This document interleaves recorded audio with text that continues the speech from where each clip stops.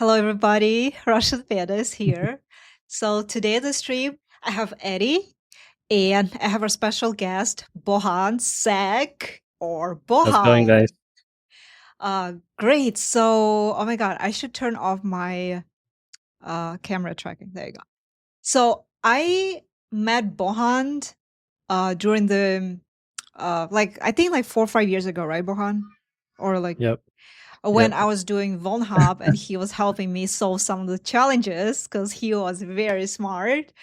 And that's actually Was very smart. was very smart. Sorry, still smart. And that's how he brought me to eCentari. Actually, he gave the recommendation, and I started being a SOC analyst at eCentari thanks to Bohan. So we used to also play League of Legends with Bohan when I used to work night shifts, being a SOC analyst. That was fun. Yep. And yeah, Bohan, can you say, a couple of words about yourself, where you work? Yeah, so I've been with eCentire for almost like 4 years now. So first 2.5 years I spent in the SOC. So back in the old days, like me and Anna used to work together on the team, and I always sending her some of our samples. That was fun, and watching her to reversing it. She's pretty smart, in my opinion. And so after like about 2.5 years in the SOC, Anna introduced me into the threat intel team, and I have been staying in that team until now. Yeah, it's a pretty interesting experience.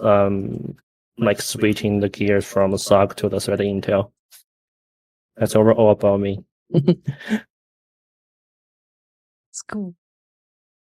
Very cool. So I guess we're going to jump right into the questions then. Yep. You had mentioned you were eCentire about 4 years. Want to tell us just a bit about your first job? Was it IT or was it eCentire? What was your first cyber job?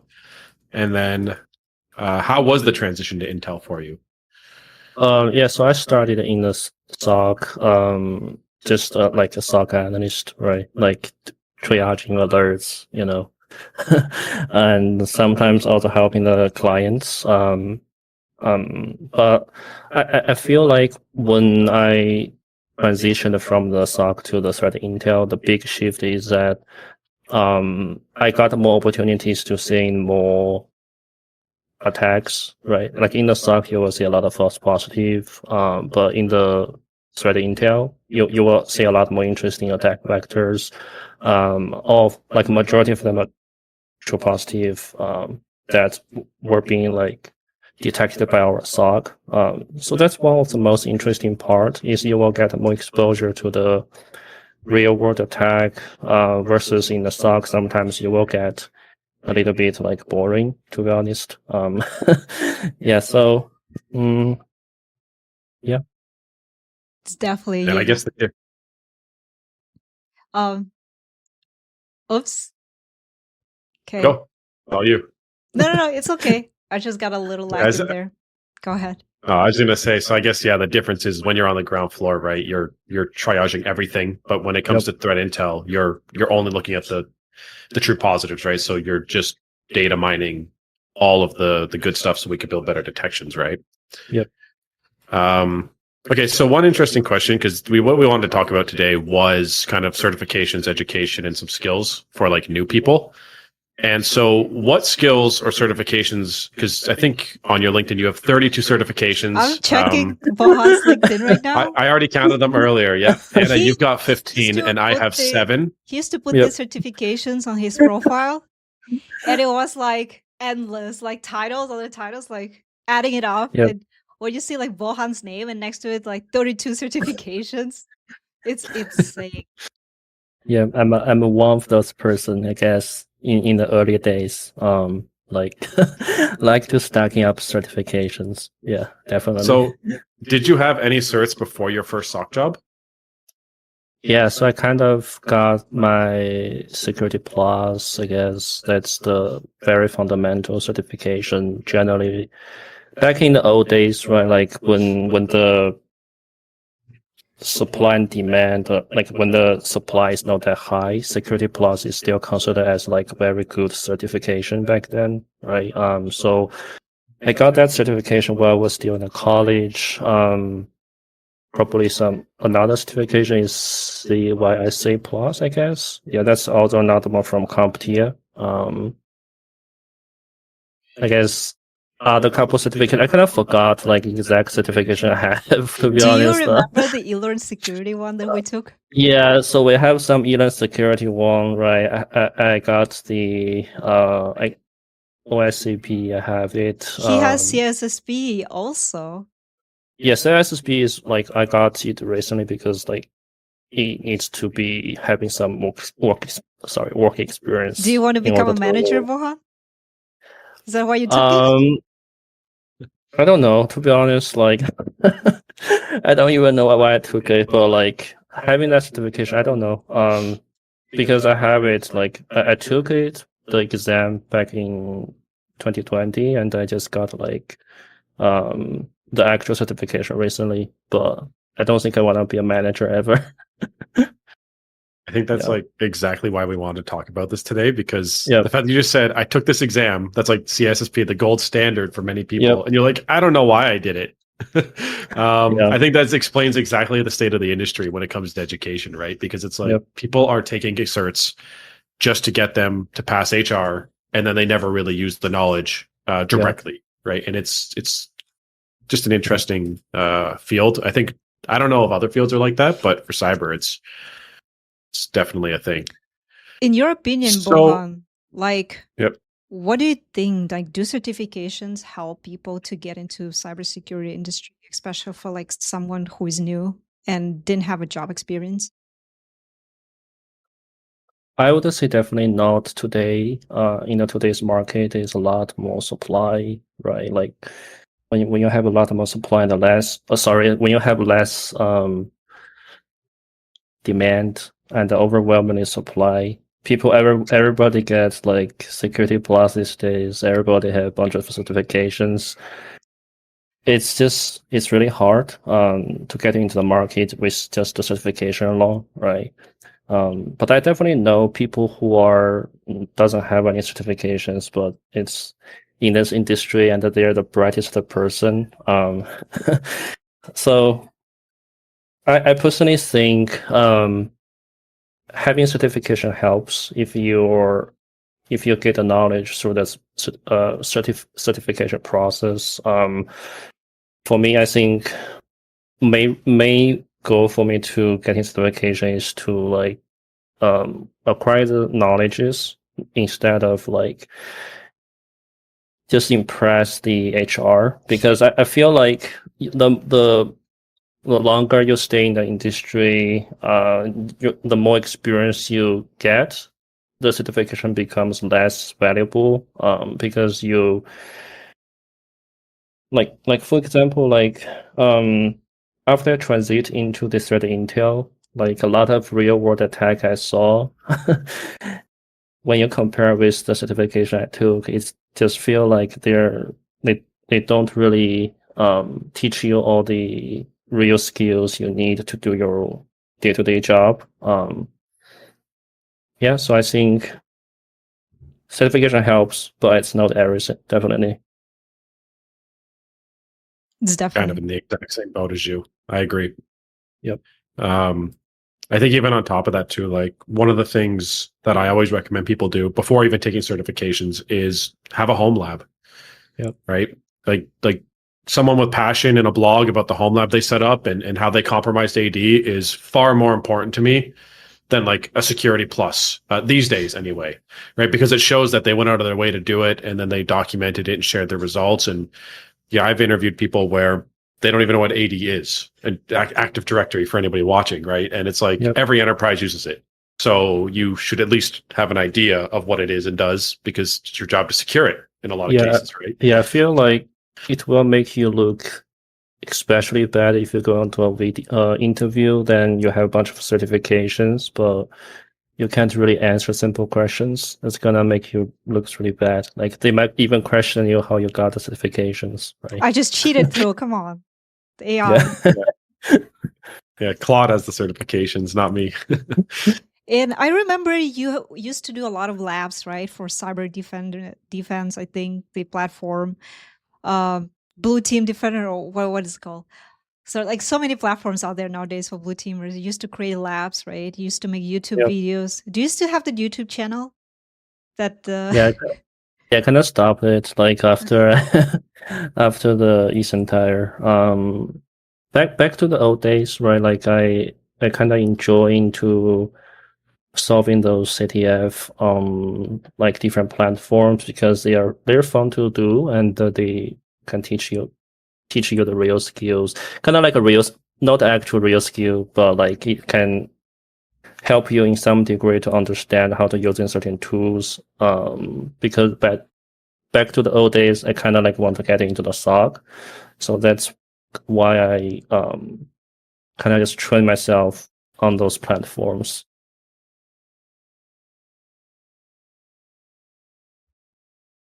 Yep. So then, what would you tell someone today with no experience? How would they break into threat intel? Labs, certs, formal education. I think like a bachelor's or a college course. What would you recommend? It's a hard question. So I guess I don't think there's the only way to get into cyber. Many people come into different background, right? Like, you can get a formal education and get into the cyber or get into threat intel, or you can work in the IT, then transition into the cyber. That's a lot of people also do that. So, for me, I think what helped is I worked in the SOC for a couple of years, getting some experience in the ground level first, like in the entry level first, to understand how to use different tools. Then transition into the Intel. That helped. Yeah, I don't know. I think there is definitely not one single way to get into the threat intel. Do Fair you enough. have any sources or resources that helps you to stay current in the threat intel landscape nowadays? Like blipping computers, Hacker News. Yeah, I guess the what you just mentioned, like the blipping computer hacker news, like pretty much I check them daily, right? Also some major like vendor reports sometimes release a pretty good blogs. Definitely keep an eye on it. I also definitely follow like different security researchers on X, right? A lot of smart people on X I follow, like Me. Anna and a Just bunch kidding. of other people. Yeah. So yeah, those are my main sources, I guess. Pretty much keeping me relevant. Cool. So let's have some fun questions just to break up the monotony of hard questions. User Mookie Fun on X just asked BZ. Do you I know assume your Mookie Fun? initials. Because he knows you probably. He said your initials. Oh yeah, I saw that, but I don't know him. Okay, perfect answer. Who's that Yeah. guy? Cats Only Cats asked, how do you exit the Vim editor? Oh boy. Colon WQ, I guess. I hate If I'm Vim. It's terrible. Is that Vim or is that VI? I know that's for Vim. VI. I just call it Vim. I think Vim is different. But that's fine. That's what I would have said too. Costas Sale. A Saturday interview. How do you feel about being interviewed on a Saturday? Is it as big a deal as this guy makes it sound? Doesn't matter, I guess. No big deal to me. Oh, my favorite question. Big or little All right, go for engine? it. Don't say that word. You know what I'm talking about. Yeah, I don't know. Is that like tricky question to answer? Yeah, it's just a little. Yeah. We're gonna take it off the stream, that question. Yep. No, we're not. All right, so we'll save the last one for later. That's what Let's she see. said. What do we got next? What do we have left in this giant So, list here? yeah, I have a question for Bohan. So both me and you came to the free land, America, to Yep. do possibly cybersecurity, right? Or to have a better future. Did you notice, any unique challenges or, advantages from just being a different country than your home country? Yeah, so I would say, yeah, it's definitely different, right? Like, um, I would say people in here are, or the whole, I don't know, like, I feel like people in here can living their own way they want it, right? It's pretty nice, like, and express themselves kind of like whatever they wanted. I think that's a big plus. I personally, I think, when you can like coming into this country or like Western country, I would say it's definitely like lots of opportunities. I would notice a lot of opportunities, but like it provides you good opportunities than back home. Although the Western, like the freedom, democracies, all those stuff, it's good. Yeah. Have you had any challenges staying in a different country? Or you just love it? Everything is good. Yeah, I don't like feel strongly about different challenges. Like challenges, definitely there is, but like what do you mean the challenges? Like can you just clarify a little bit? Like food, right? Like, do you like Oh the yeah. food, American, Canadian food compared to like your, home food? I kind of got used to it. Kind of like for the food wise, yeah, definitely like I still miss the Asian food. Yeah. I mean, I Um, remember you still making ramen every day. yeah, So that was like definitely. Bohan's favorite thing to do. Yeah. How about you, Anna? Like any challenges? I think food. Yeah. Food is the big challenge because American food suck ass. I have to Mhm. say, it's bad. I'm glad to hear that food is the most significant challenge in your two careers. Listen, food Gives makes hope for other people. your job better, right? You're happy when you're like full and just eat good food. Yeah. Yep. So yeah, what do you think now? Let's switch back to the work scene, talk more serious stuff. What do you think is the common mistake that a lot of threat analysts make at their job? Common mistake. Like, common mistakes that newbies make, right? Or like people who stay there for a longer time. Yeah, from my observation, right, like I think some like there are people that working in the industry just for like work, right? Like they definitely they don't want to stay relevant. They don't really like want to like improve themselves over time. This industry changing really fast, so if you don't really stay relevant, I think over the time your knowledge will no longer be relevant. So I think definitely keep yourself up to date. Always like Anna always trying to No, like learn new things, right? Smart. I'm so That's out of date. Yeah, I mean, that's a great question then. So if it's a constant struggle to stay up to date because things are always changing, and Mhm. we've kind of already established that certifications help but aren't really the answer to that. Yep.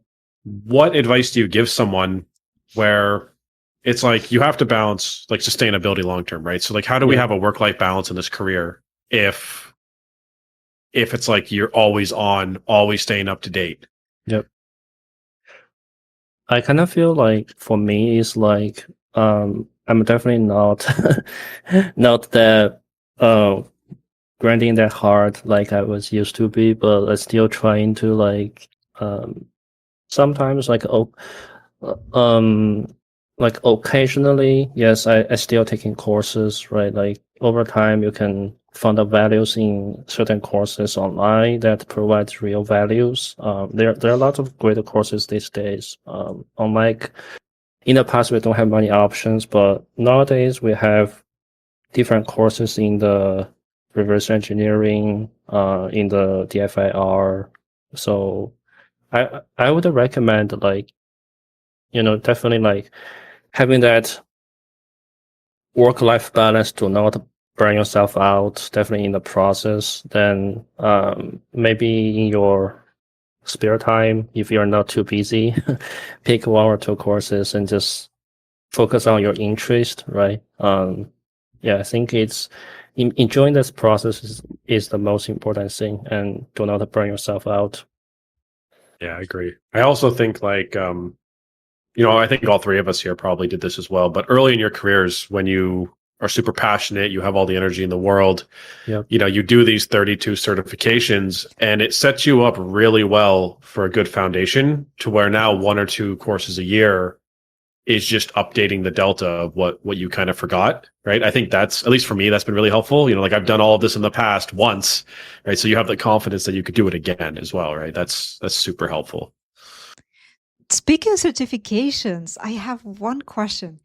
Bohan, do Yep. you think you have some like really nice, certification that you took or that you can recommend to the audience, like or course, Um, like your top favorite ones, like top 3 or 2? top 3 or 2. Okay, so I would say probably like all the certification I like is not is not HR approved. Like I like what's that one? The e-learning one. Well, they might not be that relevant nowadays, but I know they're some similar company like Security Blue Team. Like they have the Blue Team level 1 and level 2. I think those certifications are geared towards the SOC people. And what's that course? I don't really remember, but like I took a course from like a DFIR related course earlier this year. Really? Maybe you have one, right? And like the 13 Cube, right? Oh, the 13 Cube, the Windows, Yeah, I forensic watched that. ones. Yeah, I saw your post on LinkedIn. Did you one take that seems one? nice.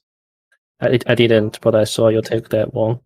Yeah, you should take that one. That one is really Let me yeah, eLearn Security is really good. That's I also have a bunch of certs from them, to be honest. And they kind of give you like a hands-on experience on like doing the incidents, right? That's how I actually got into malware analysis too. eLearn Security course on malware. Yeah, I saw you took pretty much all of them, right? Yeah, I took all of them. I bought the whole subscription. It's like going Oh yeah, checklist. I have to look up my LinkedIn. Yeah, so the course I liked about is from Blue Cape Security. Yeah, so they have like DFIR related courses. Really? So yeah, definitely check them out. Is it hands-on or multiple choice questions? Yeah, it's hands-on. They're just the courses. I guess when you finish, they will give you certification of completion. But like there are labs in those courses. So if you're into the FIR, definitely take a look. It's not too expensive, couple $100. Okay. Yep. Cool. I'll check that out. Nice. Any suggestion from you, Anna? I haven't taken certifications for so long. And Yeah, I mean, so much work. yeah. So I think that kind of answers. I'm just gonna read off the Twitter people here. NHedge610 asked that. They said like, are the certs worth it? I think the answer from the three of us is kind of like they are, but like not all of them. It just depends on what you're doing with it and kind of the current value. And then what certs have provided more value than its cost. I think we just kind of went over that too. The eLearn security ones seem to be good. Anything with practical hands-on that gives certs of completion seem to be pretty good. And then I'll ask this question just while we're on Hedge 610s. There's a trend where threat actors are interacting with threat intel analysts on social media. How does this affect your job, positively or negatively? I don't think I've ever interacted with threat actors on social media. Yeah, I think the only person has is Anna here. I almost choked. So okay, I can answer this question, I guess. So it does not affect my job, because I'm not sharing any secret data with them from our job, and we're not exchanging anything. We're just being like friendly with each other, right? Just sort of sharing tips and tricks about cybersecurity. And, sometimes I ask them questions like, why you guys are doing this and, how you guys are doing this kind of like thing. And they just, give me, like the interview that's coming up with a threat ransomware operator is going to answer some of the questions, right? So, yeah. Legend. So it does not affect my job. It helps my job actually. So to say. Very cool.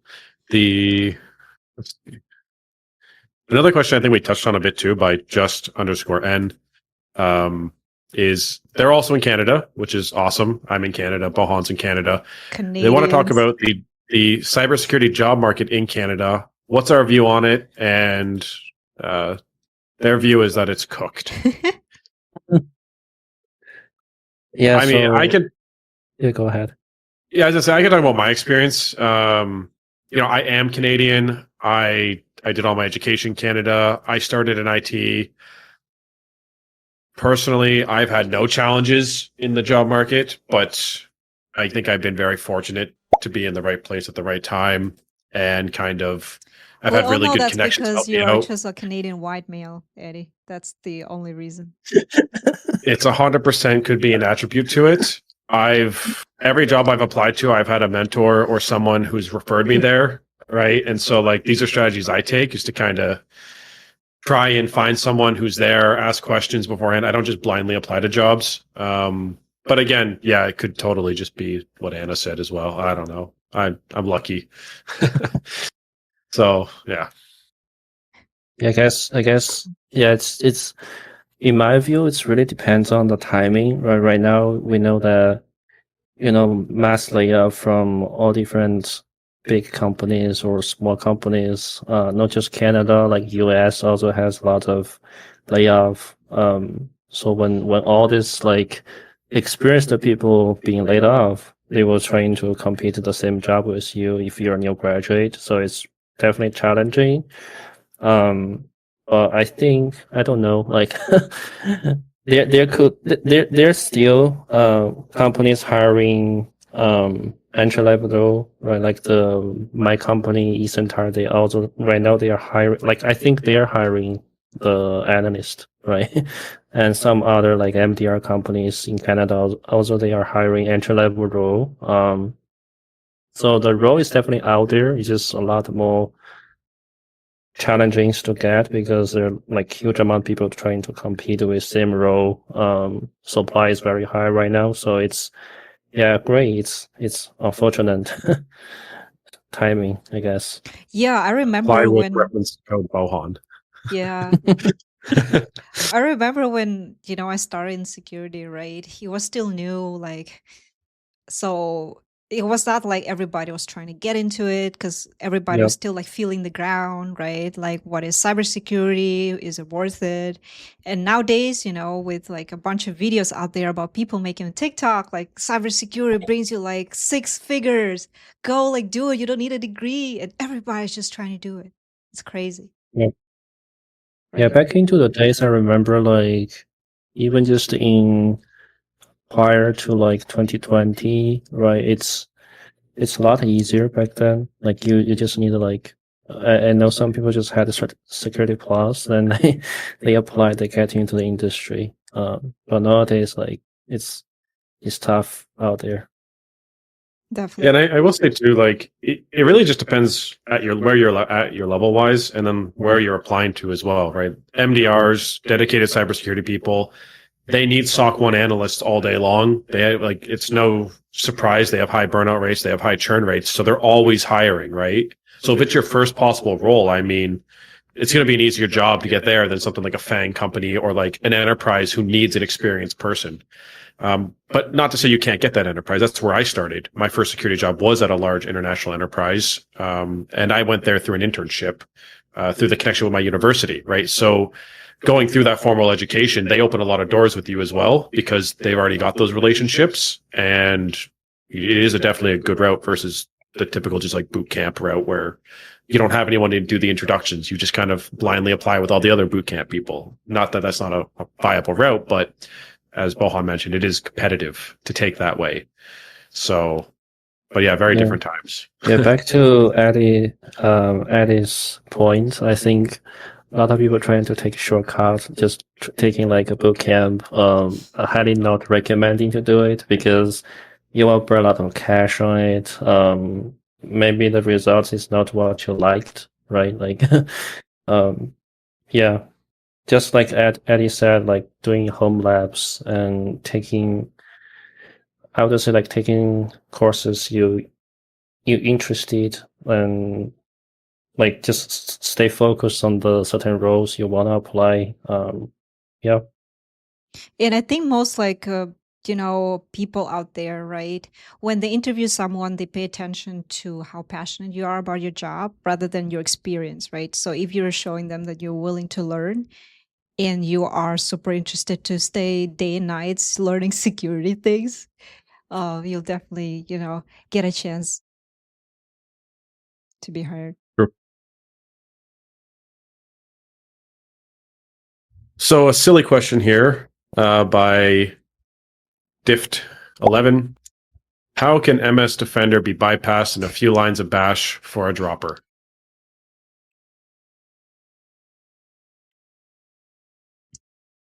Not teaching bypass defender here. Come on, guys. It's not legal. A question by Bobby Kuzma. What's your opinion on Kaseya? It makes me want to pull up the Ecentar's blog where they have the Kaseya line everywhere. I don't think they took it down, Bohan, did they? I don't think so. That was from 2021, right? Yeah, I think is that about like supply chain attack or something? Yeah. Or something. Yeah. You look at the blog for the past like 7 years, Bohan, or 5. Come on. I'm just trying to Google. Okay, yeah, we have it 2021. We published blog guide, but that I don't think I was even in Ecentar at that time, so I don't know. I wasn't on the TI team at that time either, so I think that just leaves Anna here, who. Yep. I was not around. I was somewhere else. I was not a decent hire for sure. So Mecha E-Girl asked, do you do certs so your signature gets longer? So that way you could do more certs to make your signature longer? That's what she said. Okay, so sorry. I have to admit it used to be because I used to be like taking certs because it's definitely like something I enjoy to do. Kind of like achievement thing for me, but once like I get into the actual industry, right, get into the actual job, like the less certification I take nowadays, I don't think I have taken any certifications in the past couple of years because like I feel like when you get into the industry longer, the value of certification definitely diminish over time. So All right, Anna, you could ask. I think we have 2 questions. 1, 2, Why 3 do I have questions to ask left. this question? Like, this question is gonna make me sound really weird. Oh my god. I cannot oh my god, I cannot ask this. Do you, Bohan, even I cannot say that. Can you say that, Well, Eddie? We can leave it to later. Well, I think you got to say it again. I don't think we got the question clear. We were talking over each other. Exactly. You guys stop interrupting me. I might say that right for the first time. Do you do the ooh underground? what's that? Perfect answer. God damn it. Bohan, you should know that answer. Okay. All right, we don't know the answer to that question. I'm sorry. Maybe with the next candidate, you'll get lucky. And Bohan. this guy, 9349, Yep. has 2 we're questions that I looking at think that we can merge questions. together. I don't know if you could talk much about this. What was your most shocking unreported threat you found? And what should defenders be concerned about this year? Yeah, I think Chrome I can loader. speak about Sorry. Chrome loader. yeah. No Chrome. Temperature. Temperature. Okay, sorry. No. Probably like I guess the what's that one? The Shahalu one, right? The supply chain Stop attack. swearing now. Gosh. What's going on? What did I I don't know. I feel like that one is interesting because like nobody really pay attention on it, and the worm just starting to populate on GitHub. So yeah, especially like a lot of companies like because people don't pay attention and they're just spreading on the GitHub at the npm very very fast. So yeah, definitely like that one. Yeah, I've noticed the npm infections, right, and compromises happening a lot and a lot more on GitHub. Yep. Definitely something to look out for. Don't Any download stuff from supply chain GitHub. attack, right? It's bad. Everything I download from GitHub now, so I just have to upload to VirusTotal. Like, I get paranoid nowadays. So like crazy. Between bad code and just vibe coded messes with no clue what you're going to get these days. Exactly. That was all of the written down questions. Did we miss anything, Anna? Yes. Do you like cats or dogs, Bohan? From Ban This Guy or Foxy? I'm definitely a dog person, but I like both. Cats are cute too.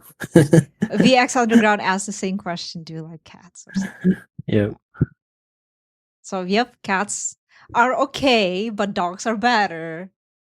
Sorry, guys. Agree with that. Don't have to apologize to me. Okay. Okay, so we asked a lot of questions about certifications. We asked a lot of questions about unique challenges coming into the field and some random questions. Does anybody have any final words before we wrap up? I actually do. So I know that Bohan was a SOC analyst for a while and he talked about the burnout, right? So Bohan, how do you handle the burnout after work? Like, what do you do to just like make yourself want to go to work the next day and not quit? Good question.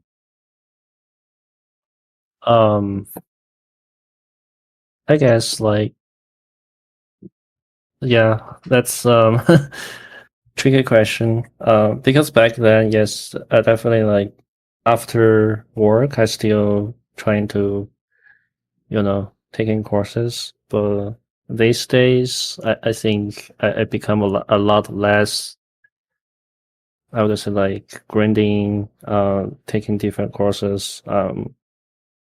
Probably just do something you enjoy the most. For me, like I like play games, like watch movies, like yeah, find something you like you interested doing outside of work. Don't just doing the cybersecurity all day. It's gonna be like you're gonna be burned out soon. Very true. Well, Eddie, do you have any last words to say? I mean, I agree, right? Like finding a hobby outside of work. And I think, again, being like all of us at like the senior level, maybe we're a bit privileged to not need to grind the certs anymore, right? Definitely in the past, it was more of a priority. But now that you have that baseline, like you could really go out and disconnect, focus on things that are within your control is always good advice I have, right? If it's a threat and it's a supply chain attack, I mean, you can report on it and you can stop it at your org. But at the end of the day, that's all we could do sometimes, right? So kind of just accepting that and not freaking out about it for a week helps a lot. So That's very true. Well, thank you, Bohan, again for attending the interview today. Really appreciate for, just spending 30, 40 minutes of your Saturday to talk with us. And your insights were definitely helpful and will be helpful for a lot of people trying to get into cybersecurity field. So yeah. And just again to say, if you guys have anyone in your mind who we can interview, please let me know. DM me a message, leave a comment. And we really enjoyed having this conversation with you, Boha, today. Hope you have a great weekend. Bye. perfect. Bye, everyone. Bye.